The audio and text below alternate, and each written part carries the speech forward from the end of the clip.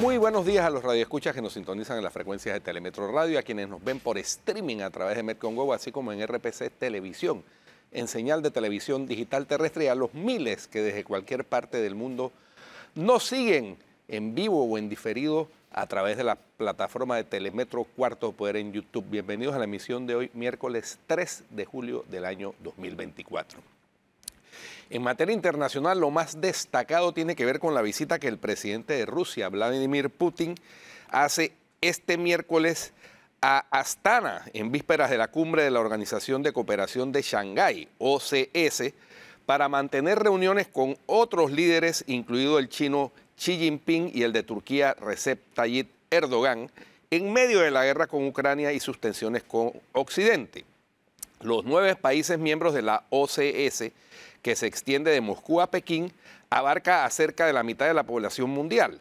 Sus miembros permanentes son el anfitrión, Kazajistán, India, China, Kirguistán, Pakistán, Rusia, Tayikistán, Uzbekistán e Irán, este último incorporado en 2023. Este año se espera que se sume Bielorrusia, según fue anunciado en la cumbre del OCS del año pasado, organizada virtualmente por India. El 3 y 4 de julio, los líderes de los países miembros de la OCS discutirán el estado y las perspectivas de la profundización de la cooperación multifacética de la organización, dijo el Kremlin en un comunicado. Agregó que Putin tiene planeado reunirse bilateralmente con varios de los asistentes a la cumbre. Por otra parte, según se anunció hoy por parte del vocero del Departamento de Estado de los Estados Unidos, el cambio democrático no será fácil en Venezuela. Según dijo, después de la inminente reanudación del diálogo con Washington, cuando falta menos de un mes para las elecciones presidenciales, el portavoz del Departamento de Estado, Vedant Patel. El lunes, el mandatario venezolano Nicolás Maduro anunció que el próximo miércoles se reinician las conversaciones, es decir, hoy, con Estados Unidos, impulsadas el año pasado en Qatar. No dijo dónde ni especificó el contenido. Estados Unidos tampoco. No voy a entrar en los detalles, declaró a periodistas el portavoz Vedant Patel en rueda de prensa diaria. En el contexto de Venezuela ya nos han oído decir esto antes. Nosotros, por supuesto, damos la bienvenida al diálogo y a la buena fe y apoyamos el deseo del pueblo venezolano de celebrar elecciones competitivas e inclusivas el próximo 28 de julio, afirmó. Pero tenemos claro que el cambio democrático no será fácil y ciertamente requiere un compromiso serio. El portavoz fue muy prudente en la reacción al anuncio de Maduro, limitándose a recalcar la línea que Estados Unidos ha mantenido hasta ahora. No voy a tratar de meterme en la cabeza de Maduro, pero la plena implementación del Acuerdo de Barbados es el mejor camino para restaurar la democracia que los venezolanos merecen, mejorar las condiciones económicas y humanitarias y abordar la crisis migratoria. Las negociaciones entre Estados Unidos y Venezuela del año pasado tuvieron lugar en paralelo a un diálogo entre el gobierno y la oposición venezolana en Barbados para definir las condiciones de las elecciones, en la que Maduro se presenta a un tercer mandato.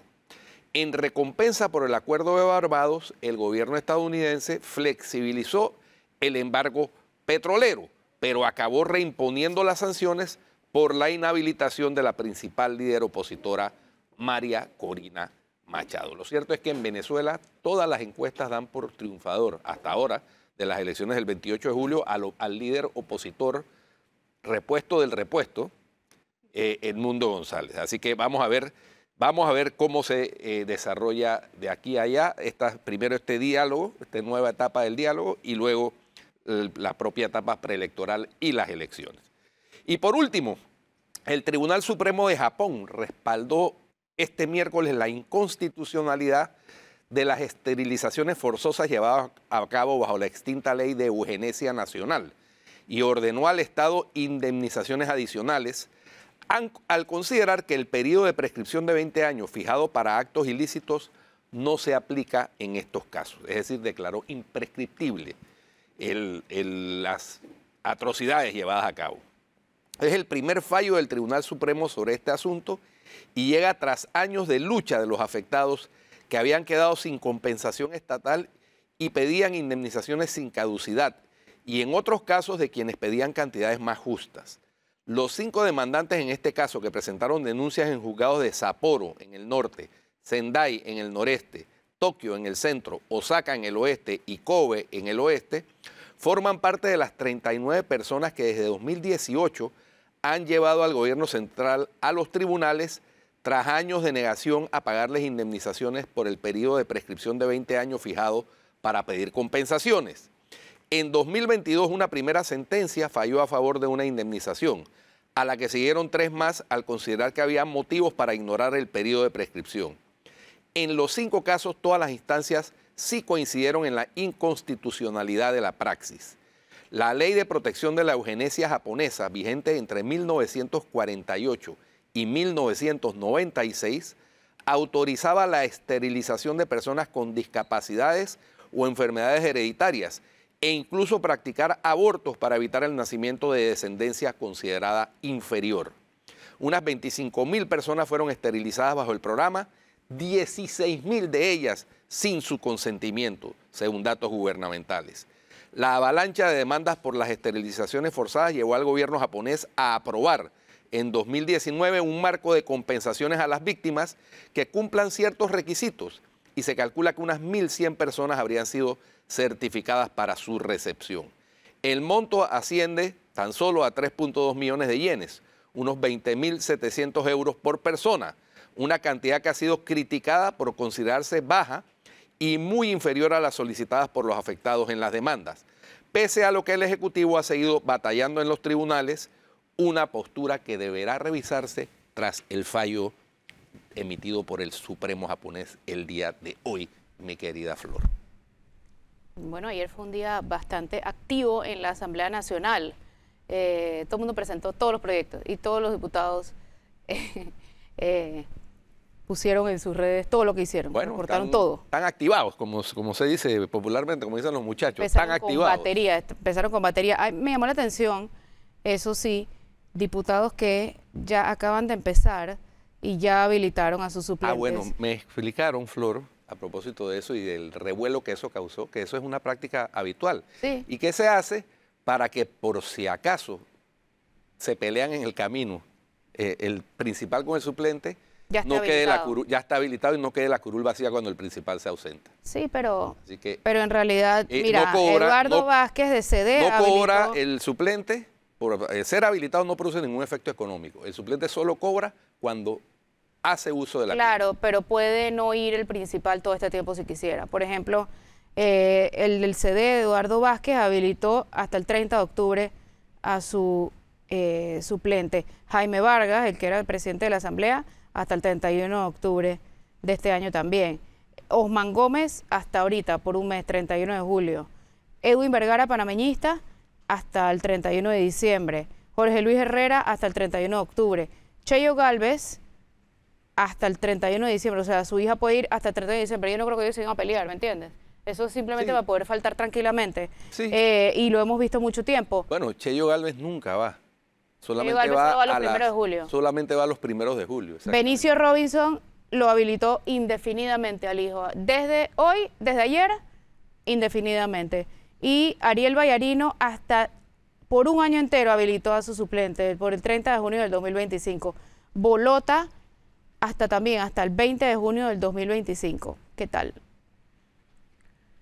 Digo, ellos pueden habilitarlos el día que no vayan, pero que lo están haciendo con tanto tiempo. Es lo que hablábamos también de Rica Martinelli, que asume la curul principal del Parlacén. Pero eso fue, sí, perdón, la que fue negada fue la otra, la del diputado de Soná. No, la de Rica Martinelli la asume él como principal. Ayer hasta La Estrella publicó eso y fue desmentido, tanto por el propio diputado principal como por la señora Marta Linares Martinelli. No, pero en el caso de Rica Martinelli es así. No, en el caso de Soná me refiero. Ah. En el caso de Soná, porque circuló que el diputado de Soná principal le había dado la principalía, por así decirlo, al otro hijo, a Luis Enrique, sí. Y eso fue hasta publicado por La Estrella de Panamá y fue desmentido por la señora Marta Linares y por el diputado de Soná, Benavides, apellido Benavides creo que es. Bueno, Oye, un tema que vamos a abordar un poquito más en detalle, pero que hay que mencionar necesariamente, vamos a abordarlo con nuestro invitado, es la declaratoria de inconstitucionalidad que se conoció ayer mediante edicto publicado, pero que es un fallo del 17 de junio del año 2024, que la Corte hace de la ley que derogó la Ley 44 de 1999, que establecía los límites de la cuenca hidrográfica del canal, que incluía la cuenca occidental famosa, que fue toda una discusión en el año 2006 cuando se iba a llevar a cabo el referéndum de la ampliación del canal, de si se ampliaba o no el canal de Panamá, porque surgieron diferencias en aquel entonces con el Ejecutivo de entonces y la Autoridad del Canal de Panamá con la Coordinadora Campesina contra los Embalses. Entonces, para no poner en peligro el referéndum, la decisión que tomó el Ejecutivo fue presentar a través de Samuel Luis Navarro, que a la sazón era el canciller, autorizar en el Consejo de Gabinete a presentar esta ley que simplemente tenía 2 artículos, uno que establecía la derogatoria de la Ley 44 y otro que decía esta ley entra a regir 30 días a partir de su promulgación. Y a juicio del demandante y de las personas que participaron en los alegatos, el demandante fue el abogado Publio Cortés, las personas que participaron en los alegatos, vamos a tener a uno de ellos aquí, a juicio de ellos ese procedimiento no cumplía con los requisitos de la Constitución para la definición de los límites de la cuenca hidrográfica, y es que primero tiene que ser aprobado por la Junta Directiva de la Autoridad del Canal de Panamá. Así que con base en eso, la Corte ha declarado la derogatoria por inconstitucionalidad de la ley que derogó la Ley 44, y además de eso, la propia Corte expresamente dice que revive la Ley 44, es decir, se restablecen los límites originales de la cuenca hidrográfica del canal, incluyendo la cuenca occidental. Así que eso va a ser motivo de análisis y reacciones seguramente en los próximos días, porque aparentemente eso elimina uno de los obstáculos que había para la construcción de embalses, sobre todo el embalse de la cuenca del río Indio, que es el que ha estado siempre en los papeles, en los estudios desde hace muchos años como una alternativa viable para tener más reservorios de agua, para evitar que crisis como la que padecimos el año inmediatamente anterior genere unas pérdidas a la Autoridad del Canal de Panamá y a los ingresos del Estado por tener que reducir calado y tener que reducir tránsitos para poder seguir alimentando a la población con agua para su consumo diario. En otras noticias, la Corte rechazó por improcedente la recusación que presentó la exdiputada Zulay Rodríguez contra la magistrada de la Corte Suprema de Justicia, Ariadne García, que es la jueza de garantías en el proceso que se le sigue a Zulay Rodríguez por los lingotes de oro. Así que es un revés para ella, que está en espera a ver nuevamente que el Tribunal Electoral determine si ella puede o no ocupar la curul. La ocuparía la curul número 71, que fue la única curul que no fue proclamada a tiempo, porque están resolviendo la apelación que ella presentó, que sí admitieron inmediatamente, Guido. Entiendo que hoy también es la audiencia en el juzgado electoral respectivo de la impugnación que propuso Zulay Rodríguez y su abogado Herbert John. Hoy entiendo que es esa audiencia, vamos a ver qué resultados tiene. Lo cierto es que si el resultado termina favoreciendo a Zulay, va a seguir en manos de la Corte el proceso este. Es decir, en contravía de lo que ella ha tratado de hacer, porque te acuerdas que ella presentó una renuncia a su curul que nunca se formalizó, porque la Comisión de Credenciales nunca hizo los trámites que se requerían, y entonces ella siguió siendo diputada. Lo cierto es que ahora mismo no lo es, pero está pendiente de la decisión del Tribunal Electoral de si sí lo es. Así que estas son cosas rocambolescas que ocurren en nuestro país. Así es, y Barclays estima mayor déficit fiscal en Panamá, además de una necesidad de financiamiento externo por 1.500 millones. Ya Felipe Chapman, el nuevo ministro de Economía, advirtió que este año y el 2025 van a tener que recurrir al mercado internacional para refinanciar la deuda que se va venciendo. Por supuesto, porque Así no hay suficiente generación de recursos. Las finanzas públicas están en una situación muy endeble, no tanto como crítica. Entiendo que incluso ha habido manifestaciones de que hay fondos en el Banco Nacional y hay fondos disponibles para algunas de lo que está presupuestado en proyectos de inversión en estos últimos 6 meses, muy precariamente, por supuesto, pero a partir del 2025, pues hay que hacerle frente a los vencimientos de deuda y la única manera, si no hay la liquidez, es refinanciando, emitiendo más deuda. Esa es la situación que hay. La economía panameña, bien manejada, da para eso y para más, pero subrayo, bien manejada. Con enfoque en las prioridades, con enfoque en proyectos de inversión y con enfoque en gasto productivo. Si es para botellas, para planillas, para todo ese tipo de cosas improductivas, por supuesto que la crisis es la única respuesta. Ahora que hablas de eso, Guido, posible. tú sabes que el gobierno pasado le ha dejado a este gobierno algo que se conoce como mangos bajitos, ¿no? O sea, tú estás viendo el tema de la basura, tú estás viendo cómo dejaron realmente la ciudad. Ahí el Ya gobierno empezaron nuevo, los operativos hoy. sí, el gobierno nuevo tiene un mango bajito. O sea, si tú resuelves este tema de la basura, que desde mi punto de vista Es algo básico. es lo más básico que puede haber para una administración local, para un gobierno local, una alcaldía, una junta comunal. Si tú resuelves ese problema, tienes ahí una primera victoria. Un El ganchito. tema, por ejemplo, mira, nada más lo del Puente de las Américas. Que ya hablaste con el ministro Sí, de Vivienda, de Era Obras Públicas obvio, hoy. o sea, tú puedes estar saliendo de tu administración, pero ves que hay un cráter de ese tamaño en el Puente de las No, Américas. les y importó no cero. les importó, o sea, lo dejé así mismo. Entonces, el nuevo gobierno tiene otro mango bajito. Ahí tiene, soluciona el Puente de las Américas. ¿Ve? Hoy mismo lo vamos a solucionar. Sí. El tema de la reparación de la red vial. O sea, suena a dejadez, pero eso ocurrió, está destruida. O sea, y a nivel, destruida. por ejemplo, de ornato municipal, cosas tan sencillas como, por ejemplo, que está haciendo el ya alcalde, posesionado ayer, Mayer Misrachi, estaba haciendo desde antes de tomar posesión. Sí, exactamente. Remozando el ornato, por ejemplo, en el Parque de la Madre, ahí en la rotonda de la avenida Balboa con la calle 53, donde queda el monumento a la Madre. Ahí hicieron unos jardines verticales en las Sí, columnas del paso sí, elevado. yo vi Qué eso. bonito se ve eso. No. Algo básico, elemental y sencillo de hacer. El tema, No. o sea, Mayer Misrachi, antes de llegar a la alcaldía, comenzó con el tema de las paradas Sí. autogestionables y me gustó la forma inclusive en que la desarrolló.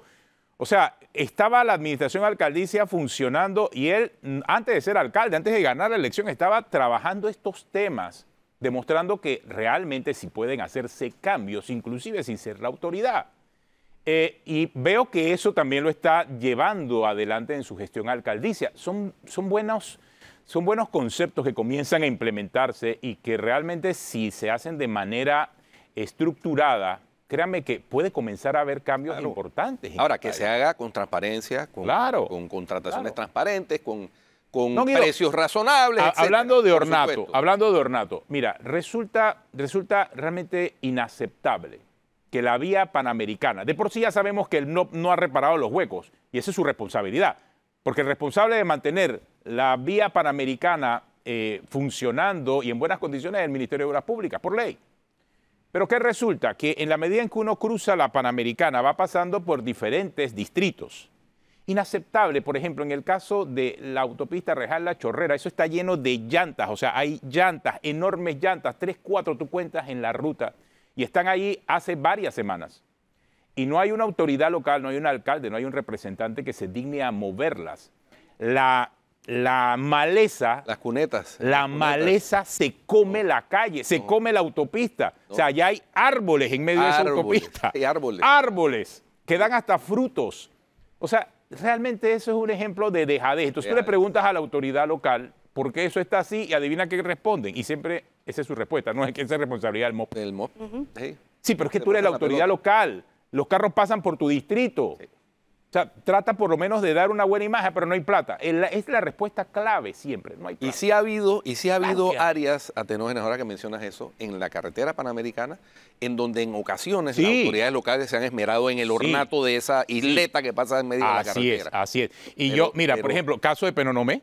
Sí. Caso de Penonomé. O sea, tú ves ahí, ves la diferencia. Hay otro caso también, por ejemplo, en Pedací. Los que En el vayan a Valle. Pedací, en el Valle. Son ejemplos Sí. en donde las autoridades locales se han involucrado, por lo menos para dar un aspecto distinto. O sea, para que la autoridad local demuestre que también se pueden hacer estas cosas. Camino a Pedací es impresionante la limpieza que hay a lo largo de toda la vía. Entonces, sí hay ejemplos y sí eso demuestra que desde la autoridad local se pueden hacer cambios a pesar de que la autoridad nacional centralizada, porque aquí es parte del tema del MOP, que está todo centralizado, no ha podido ejercer cambios, ¿no? Y esperemos que ese plan nacional de reconstrucción vial también se ejecute pronto. Se lo pregunté al ministro de Obras Públicas y creo que parece que eso también se va a ejecutar. En 3 a 4 meses, dijo él. Me pareció interesante también que se va a hacer abreviada la licitación, porque si no demoraría más o menos 8 meses. 8 meses. Y eso es lo que tenemos en pantalla de la carretera Darién. Bueno, no, mejor dicho, lo que ¿Eso es carretera? queda. Sí, es que debajo de eso hay una capa asfáltica llena de La huecos, trocha. ¿no? No, hombre, no. Eso, Llena de huecos. esos productores tienen al costo de sacar sus productos, hay que añadirle el costo de reemplazar los amortiguadores, las llantas, Claro. los rines, etcétera. Claro. Es una canallada. En un área tan productiva como el Darién. Entonces, ya te digo, el nuevo gobierno le han tocado varios mangos bajitos que puede enfocar y dar resultados inmediatamente y que son cotidianidades. O sea, cuando abres la puerta de tu casa y ves eso lleno de basura, ¿Los quitas? claro. Pero, ojo, si de repente abres la puerta de tu casa y ves que está limpio, las cosas comienzan a Oye, cambiar. esa Tu- es la- tu la- mismo estado de ánimo comienza La a cambiar. teoría de las ventanas rotas. Sí, exactamente. Es la teoría de las ventanas teoría rotas. de las Si tú ventanas. vas dejando que todo se vaya deteriorando, Cada en vez cambio, que paso, si vas arreglando y vas arreglando y vas arreglando, hay un mejor estado. cada vez que paso por la autopista a Rayar la Chorrera, me recuerdo esa teoría de las ventanas rotas. Porque está tan llena de basura y tan llena de maleza que la gente ni le preocupa. O sea, ya le da igual si tienes un papel más o un papel menos, pero si la tuvieras limpia, Claro. funciona. Es como el metro. El metro es el es un mejor buen ejemplo. en donde se aplica también esa teoría de las Así ventanas es. rotas. A la inversa, ¿no? A la inversa, claro está. O nadie se atreve a tirar un papel porque está todo impecable y limpio. Entonces, sí hay ejemplos en la misma administración pública donde ha funcionado el propio Canal de Panamá. También. El propio Canal de Panamá es un ejemplo. Y el área adyacente al Canal de Panamá que se ha mantenido cumpliendo todas las normativas de un área industrial, con limpieza, con orden, pero no ocurre así en el resto del país. Entonces sí tenemos ejemplos en donde ha funcionado y creo que es el momento, ya que se están dando estos cambios importantes en el país, donde también se puede aplicar. Tenemos una pausa, ya regresamos aquí en Cuarto Poder y vamos a hablar con el ex fiscal medioambiental Giovanni Olmos sobre lo que ocurrió y la decisión esta que ha tomado la Corte Suprema de Justicia sobre la ley de cuencas del Canal de Panamá, hablando del canal. Ya regresamos aquí en Cuarto Poder.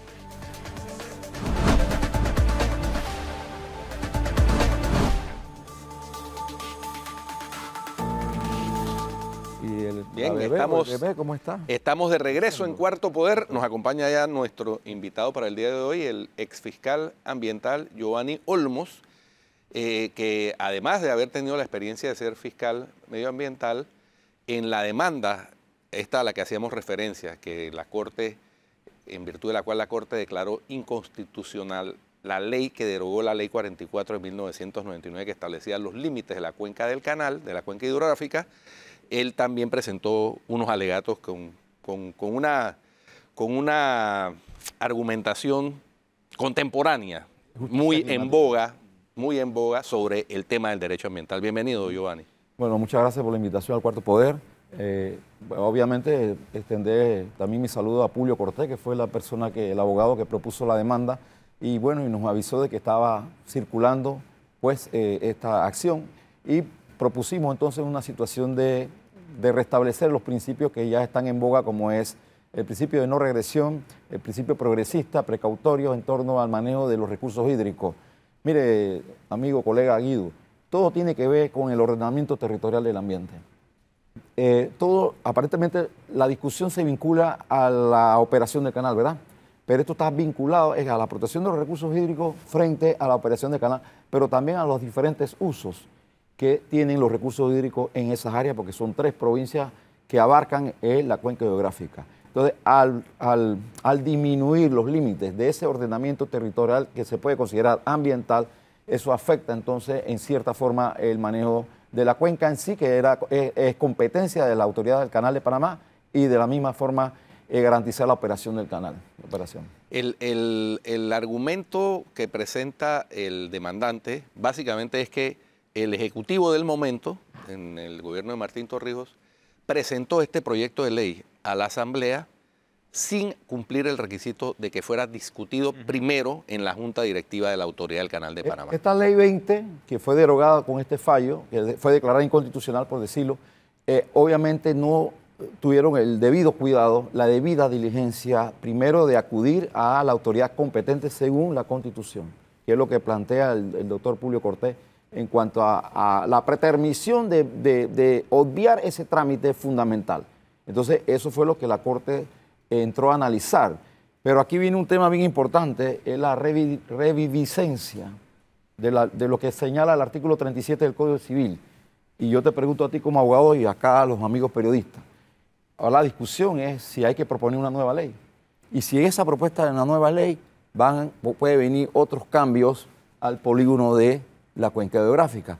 No debería, porque el mismo fallo se cuidó en analizar de que no es necesario. Pero el artículo 37, Atenógenes, del Código Civil hace alusión de que es necesario que esa ley que fue declarada inconstitucional se plantee nuevamente con una nueva ley. Pero aparentemente esto fue salvado por este fallo de la Corte que en el día de hoy estamos comentando. No, pero de igual manera, las razones que motivaron esa ley en el año 2006 para limitar la cuenca del canal, que de igual forma también limitó el accionar del Canal de Panamá en muchas decisiones que tienen que ver directamente con situaciones actuales que enfrenta el canal, entre ellas el abastecimiento de agua. Correcto, correcto. El tema de la cuenca hidrográfica es importante por el tema del agua, temas sociales, pero también de la mina. Esto va a generar otra discusión, Flor. El tema de la mina, ¿qué va a pasar con esa parcela de hectáreas que está dentro de la cuenca? Ahora sí hay un traslape entre las concesiones mineras y la cuenca minera está hidrográfica vigente. A la luz tuya como abogado, ¿está vigente esa concesión minera? No, la concesión... Después del fallo de la Corte. No está vigente, no, pero los límites que estableció la concesión minera ahora sí se traslapan con la cuenca hidrográfica occidental del canal. Exacto, ya genera como un conflicto ya entre esa concesión, si es persistente, con esta nueva ley de ordenamiento territorial llamada ambiental, porque es una ley ambiental, porque le da manejo a la cuenca hidrográfica del Canal de Panamá, y entonces esto sería otro impedimento a Atenógenes en cuanto a qué va a pasar con esa parcela de la concesión minera. Claro, porque es que acordémonos que el actual gobierno, y en voz del propio presidente Mulino, ha esbozado que su proyecto es abrir la mina para cerrarla, pero para abrir la mina hay que hacer alguna maniobra de carácter jurídico constitucional. Correcto. Porque la mina está cerrada por disposición de un fallo de la Corte. Un fallo de la Corte, ¿no?, que pone entonces en aprieto a este nuevo gobierno, ¿no? ¿Cómo quedaría entonces proyectos como el de Río Indio? Lo de la propuesta de los embalses, ahora yo creo que va a tener un criterio integral, porque ahora queda a competencia de la CP. Exactamente. Ahora sí que la CP va a decidir sobre el embalse y sobre lo que va a pasar con la cuenca hidrográfica. Así que me parece muy atinado que la Corte haya decidido esto para los efectos de que la ACP tenga la competencia exclusiva de cómo va a ser el manejo de los embalses y hay que ver si es necesario ya, porque esto del manejo de la cuenca puede también permitir que tengamos el agua suficiente para la operación del canal. Entonces, esto es una decisión que le va a es exclusiva de la ACP. Claro, aquí no puede meter la mano el Ejecutivo. Ni la Asamblea. Eso lo habíamos hablado. Ahora mismo está lloviendo. Y el canal ya se está recuperando y hay agua.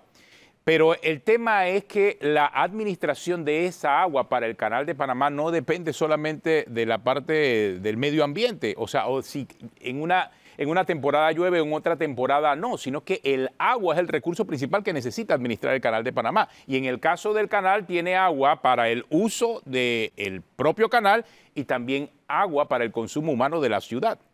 Ahora hay que ver Que qué utiliza la misma toma de agua. con este fallo ahora la ACP va a tener que pronunciarse cuál va a ser el manejo de los embalses, porque ahí hay efectos sociales, económicos, ambientales de toda índole y hay que ver cómo lo va a Pero la manejar responsabilidad ACP. queda directamente entonces en la ACP. Solamente la ACP. A mi manera de ver, el presidente de la República ni el Consejo de Gabinete me parece que no pueden opinar sobre este tema porque recuerden que las facultades de la cuenca geográfica tienen rango constitucional y es una competencia exclusiva. Ni la Asamblea de Diputados, ni la Asamblea, a menos que la misma ACP, Guido, proponga eso. Claro.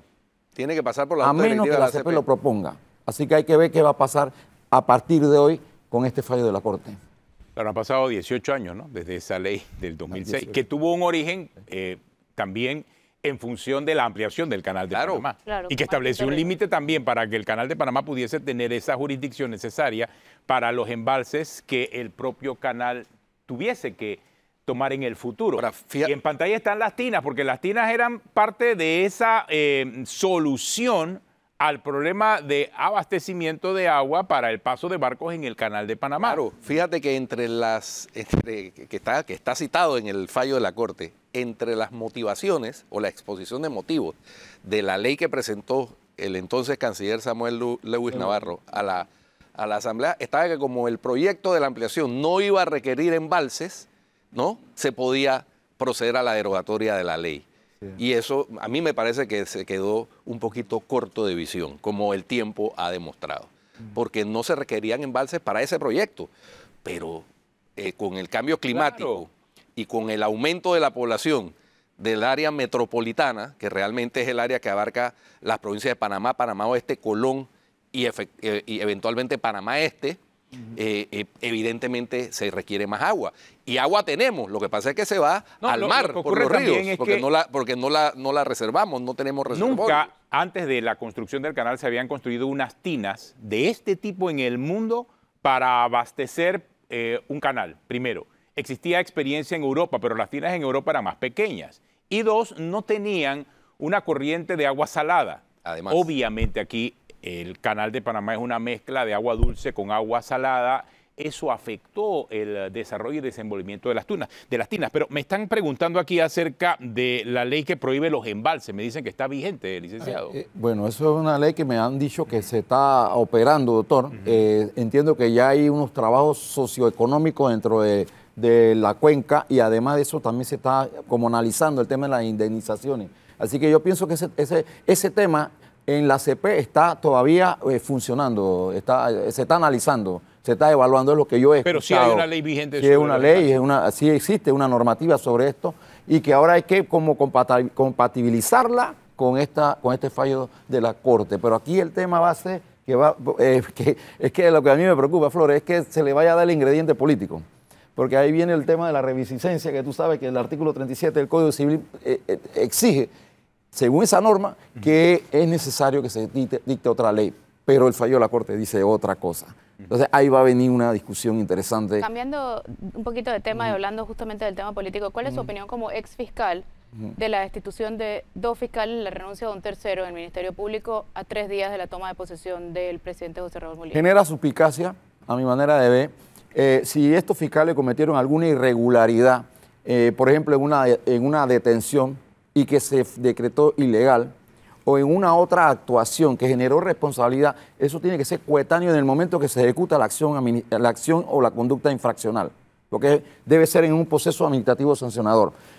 Estas destituciones, entiendo que estos fiscales eran permanentes, entiendo que están dentro de la carrera, eso habría que aclararlo, pero en ese caso tendrían que haber abierto un expediente administrativo sancionador. Si estamos en Estado de Derecho, entonces en ese Estado de Derecho te tienen que garantizar a ti el derecho a la réplica, el derecho a contradecir, a aportar pruebas sobre ese acto que pudo haber generado esa conducta infraccional. Pero entonces, a mi manera de ver, las resoluciones no lo dice. bueno, debe ser que no hay expediente administrativo, fue destituido. Entonces, para mí eso genera suspicacia. Pero el procurador tiene o puede hacerlo.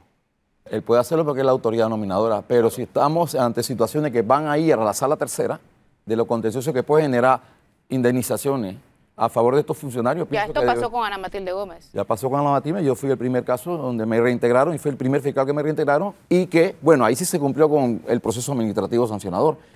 Yo pude aportar pruebas. ¿Cómo ocurrió en su caso particular? En mi caso fueron 8 carros que supuestamente se estaba argumentando que yo lo había asignado a tercera persona sin autorización. Y todos los 8 carros tenían orden de un juez. El juez me dijo, asígnale esos carros a la policía. Yo se lo di a la policía para que combatieran los delitos. Entonces vino y me destituyeron por esa razón. Cuando yo presento el recurso de reconsideración, bajé a un solo carro, me bajaron a un solo carro y ese único carro por el cual me mantuvieron en la destitución lo asignó la juez octava. O sea, es decir que me votaron por gusto. Pero en la resolución sí estaba la causa.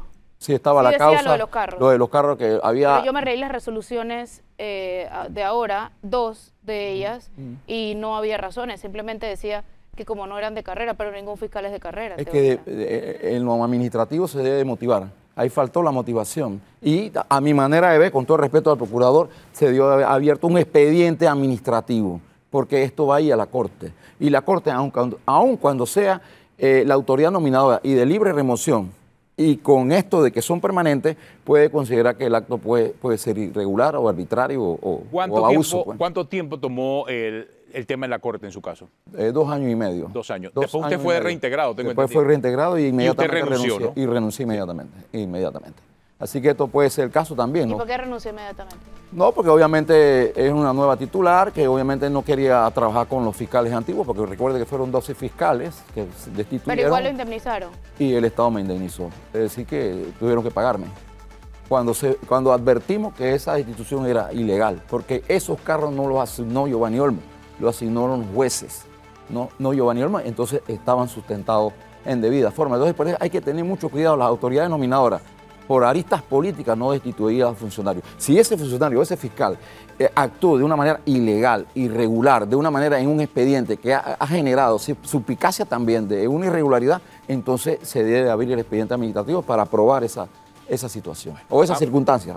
Vamos a un cambio y regresamos con la parte final de Cuarto Poder y nuestro invitado, el exfiscal Giovanni Olmo.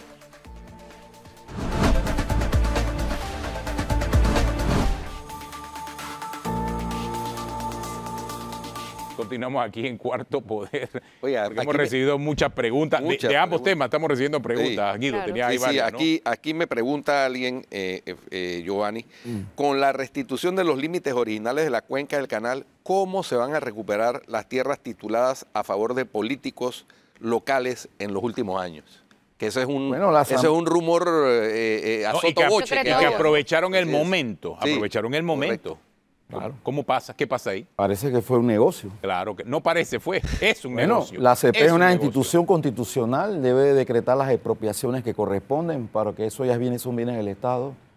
Obviamente, aparentemente puede haber una situación de indemnización, pero la CP ya tiene todo el derecho de ejercer las acciones legales para expropiar esos bienes que le pertenecen a la sociedad y a la CP y al pueblo y a todos. Entonces, eso hay que hacerlo. Que se apruebe la ley de extinción de dominio para ya empezar a recuperar bienes que pertenecen al Estado también. Eso Que es ese es importante. otro tema que los diputados no quieren pasar. Ese es un tema que tiene que discutirse por lo menos que en una discusión con los periodistas, con los abogados periodistas y con ustedes se discuta si es constitucional o no es, o es inconstitucional. ¿Y en su opinión? Para mí es constitucional porque estamos ahora mismo ante tantos escándalos, obviamente que no se han probado, porque va a depender de quién van a poner de procurador o de procuradora. Entonces, en ese momento nos vamos a dar cuenta si esos escándalos tienen relevancia o no tienen relevancia. Pero todas estas fincas que compraron estos políticos, que se acredite y que la CP administrativamente, desde la perspectiva constitucional, los expropie. Es que aprovechándose de esa ley, comenzaron a especular. Teniendo el dinero, llegaron, compraron y especularon en todas estas tierras. Claro, compraron derechos posesorios, Claro. etcétera. Y aprovechando sus contactos, y seguramente sus contactos muchos en las de ellos autoridades locales, inmediatamente esos derechos posesorios lo transformaron en en título desviación de de propiedad. poder, hay conflictos de interés y todo eso se puede acreditar si la CP, toma la medida de expropiar estas fincas que pertenecen ahora a la cuenca geográfica del Canal de Panamá. Exacto. Y que le dan un carácter de ordenamiento territorial al ambiente para Aunque, beneficio de la CP. Hay un interés superior a Tenogene. No, sí. Y ese interés superior tiene que prevalecer sobre un interés privado. Aunque ellos hayan adquirido esas tierras en el momento, después de la ley de 2006. Bueno, exactamente. Es que ese va a ser su argumento, O sea, la obviamente. titularidad fue adquirida legalmente, ¿no? Porque puede ser puede ser una titularidad infuncional para los efectos de la operación del canal. Y puede ser una situación Claro. que puede revisarse. Y es infuncional para lo que ahora acaba de declarar la Corte. En razón de eso, entonces, la ACP va a tener que tomar decisiones de qué va a hacer con todas esas fincas que fueron pues, adquiridas legalmente Por ejemplo, en esa época. en el área de Río Indio, cuando se dieron las discusiones en el 2006 para el tema del embalse, creo que había como 300 familias. Ahora el censo demuestra que hay más de 3.000 familias. Sí. 3.000, o sea, creció por 10, o sea, se multiplicó por 10 la cantidad de familias residentes en esas áreas. Obviamente motivado por el hecho de lo que estaba en ese momento haciendo el Ejecutivo, ¿no? Genera un reto muy grande a la ACP. Así que creo que hay que hacer un llamado a la ACP. Invito a ustedes que llamen a la ACP para ver cuál va a ser su planteamiento sobre todos estos temas que va a generar ¿cómo se llama? Retrotraer los derechos de la ACP sobre la cuenca geográfica del Canal de Panamá. Oiga, fiscal, en el tema, volviendo al tema de la destitución de los fiscales, hay un pronunciamiento muy contundente de la coalición pro transparencia y anticorrupción, que forman varios grupos como el Centro de Iniciativas Democráticas CIDEM, Cívita, Consejo de Expresión de Gremios de Panamá, CONEXPA, Fundación Espacio Cívico, Fundación para el Desarrollo de la Libertad Ciudadana, Movimiento Ciudadano Anticorrupción, Panamá Joven, Red Nacional de Jóvenes por la Transparencia, etcétera. Y en ese pronunciamiento mencionan específicamente, a propósito de estos derechos de elevada generación, de posterior desarrollo, que se han desarrollado a partir del siglo XXI, el derecho a la estabilidad de fiscales y jueces, incluso mencionado por la Comisión Interamericana de Derechos Humanos como uno de los estándares internacionales. ¿Esta decisión del procurador Caraballo va como en contravía de eso o son impresiones mías? Una institución de justicia no se puede ver el Ministerio Público como un ministerio más. Es una institución que investiga delitos, procura y postula el ius puniendi del Estado, y eso es una institución que los fiscales deben actuar con independencia. Claro, si un fiscal basado en esa estabilidad laboral, esa estabilidad de carrera, comete un acto infraccional grave, entonces sí tiene que responder, porque tampoco podemos permitir que fiscales abusen de ese poder, porque créanme, un fiscal tiene mucho poder, y mucho poder frente con la policía, mucho poder con las autoridades administrativas, y por ende este pronunciamiento hace ese llamado, y creo que el procurador debió en esos casos analizar cuál era el íter correspondiente, o sea, el procedimiento administrativo sancionador, porque obviamente cuando uno es autoridad nominadora debe tener visión de qué es lo que va a pasar con esa decisión. Y obviamente van a tener que acudir a la Corte Suprema de Justicia, Sala Tercera, en razón de posibles demandas. ¿Qué mensajes reciben los otros fiscales? Yo litigo en lo penal y los fiscales están ahora mismo preocupados, tienen una situación obviamente de inestabilidad, así que yo pienso que hay que garantizar esa estabilidad de estos funcionarios y que el procurador no permita que terceras personas se intrometan en las decisiones de una institución muy sagrada como es el Ministerio Público. Pero sí hay un mensaje preocupante para los demás funcionarios del Ministerio Público. Es lo que yo pienso que puede estar pasando. Y máxime, Flor, que en diciembre vence el periodo del procurador Caraballo. Entonces hay que analizar, y es una tarea que le va a tocar a ustedes analizar también, quién va a ser el futuro procurador o procuradora de la nación. Porque eso también genera estabilidad o inestabilidad, ¿no? Hay quienes piensan que esta es una acción que él tomó como para tirar el puente para que lo dejen 10 años más. Genera suspicacia, sí genera suspicacia en esa vía, puede ser. Es lo que se dice por eso. ¿Y usted qué piensa de lo que ha sido la gestión del procurador Caraballo? Caraballo es un procurador que viene de abajo. Pienso que él es una persona que ha trabajado técnicamente en algunos casos graves como son en droga. Siento que no se ha trabajado el ángulo de los delitos graves de corrupción. Este periodo que acaba de pasar, hay muchos escándalos que debieron haberse investigado y esa parte no siento que se haya trabajado de la manera más firme como lo ha hecho en casos de droga. Yo lo felicito en los temas de droga. Hay un trabajo muy importante que ha hecho con la DEA. Como que cada procurador agarra como su bandera. La pasada era como corrupción, ahora es más droga. Ahora es más inclinada a droga. Siento que este gobierno que acaba de terminar no sintió en cierta forma esta presión de que tú cometes un delito de corrupción, vas a ser investigado por la Procuraduría. Pienso que esa parte no se profundizó. Y esa parte yo creo que va a depender de del nuevo procurador o procuradora. El mensaje inicial que, no sé, a mí me subyace ahí, es que ahora qué fiscal se va a atrever a investigar casos de corrupción de alto perfil. Si los que investigaron casos de corrupción de alto perfil con un cambio de gobierno, porque es la suspicacia que se genera, han sido destituidos. Porque casualmente Zuleika Moore fue la que investigó el caso de radares. Que mantuvo preso a Molino 6 meses. Así es. Y Adesio Mojica con ella investigaron Odebrecht. También FESE. En Odebrecht no entiendo por qué se tomó esa medida, porque en Odebrecht el proceso está en curso. Entonces los dos fiscales que investigaron el caso Pinchazos, ya el anterior había renunciado ya hace más de 8 meses y ahora renunció Aurelio Vázquez, que fue el otro fiscal que encabezaron esa investigación. Ahí participaron como 8 fiscales realmente, ¿no? Y en Odebrecht también hay bastantes, pero 2 de estos... pero el mensaje que se manda va en contravía de la estabilidad. Pero al procurador lo entrevistaron. Al procurador lo entrevistaron el día de la toma de posesión. Él dijo que había que confiar en la institución y no sacar... Textualmente, permítanme manejar la institución, confíen en la institución y no hagan cálculos políticos con respecto a cada decisión que Pero esto no es cálculo político lo que vamos a decir aquí. Esto es un tema de que, bueno, decretaron la detención preventiva del actual presidente. Tuvo, ¿qué? 9 meses detenido. 6 meses detenido y la Corte declaró ilegal. ¿En qué momento pasó eso? Fue en ese momento cuando la Corte declaró ilegal.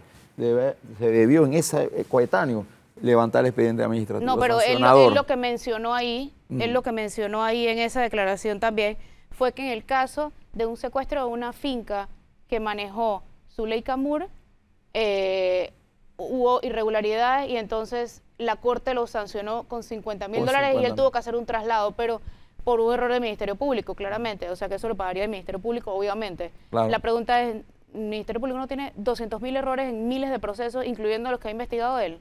Eso es correcto. O sea, puede haber habido muchas irregularidades en otros expedientes. En este caso se está agarrando de ese argumento para decretar la detención. Por ejemplo, el caso El Gallero. Por ejemplo, sí, exacto. Por ejemplo, el caso Lavajato, que acaba de ser... en primera instancia declarados inocentes, todos absueltos, todos. Yo recuerdo que el procurador Caraballo fue el que fue a hacer el allanamiento en los depósitos de Mossack Fonseca. No sé si recuerdan la imagen de él por supuesto, saliendo con las bolsas de papel triturado. Ajá. ¿Y qué fiscal va a atreverse ahora a presentar la impugnación de ese caso, por ejemplo? Pero fueron 50.000, hay que ver en ese proceso, en ese caso, las variables de ese caso, cuál fue el papel y el rol y la conducta infraccional de ella sobre ese caso. Hay que ver, hay muchas variables, que eso debió haberse probado en un expediente en un proceso administrativo sancionador de índole disciplinario, para garantizar el Estado de Derecho y poder fundamentar en debida forma que la persona cometió una conducta grave para aplicarle entonces la destitución de ese cargo. Si eso es así, bueno, entonces sí es fundamentada la decisión de la destitución. Si no es así, entonces aquí va a conllevar a otra situación de la sala tercera. El caso del fiscal que intervino en el caso Pinchazo, que fue Ricaurte González, y que renunció después de perder el caso de hackeo a la policía del Meduca. Bueno, eso es una renuncia, ahí sí es más entendible, porque yo me imagino que él detectó una situación irregular de sus actuaciones como fiscal y él dijo, bueno, voy a renunciar, si ese es el caso. Porque el otro fiscal que renunció, entiendo, es el otro... Aurelio. También hay que analizar qué pudo haber pasado ahí. ¿Qué situación pudo haber pasado? Pero en las destituciones, a mi manera de ver, en un Estado de Derecho, y lo ha dicho la Convención Interamericana de Derechos Humanos y la Corte Interamericana de Derechos Humanos, tiene que la persona defenderse. O sea, también está el elemento de la forma, ¿no? Quizás el procurador le correspondió explicar mejor la razón que tomó para hacer las destituciones. Debió motivarse, me parece a mí que hay que motivarse en un proceso. Es que la destitución de un fiscal no es cualquier cosa, Giovanni. Es como cuando destituyes a un ministro.